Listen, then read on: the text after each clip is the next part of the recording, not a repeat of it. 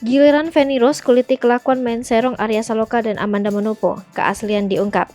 Bermula dari viralnya video mesra Arya Saloka dan Amanda Manopo, hidup Putri N hancur dikasihani netizen. Meski begitu, Putri N seolah masih tetap setia dengan sang suami.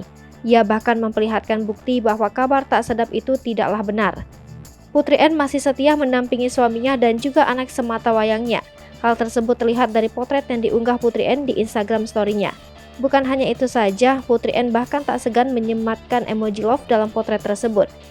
Hal ini seakan mengisyaratkan bahwa hubungan rumah tangga Putri N dan Arya Saloka tetap baik-baik saja.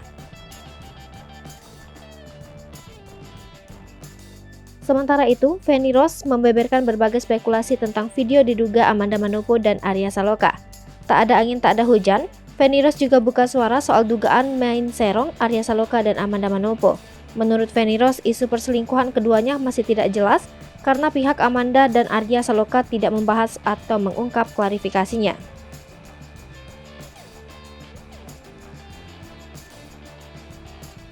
Feni Rose pun meneruskan klaim dari netizen tentang kapan video mesra diduga Amanda Manopo dan Arya Saloka itu diabadikan.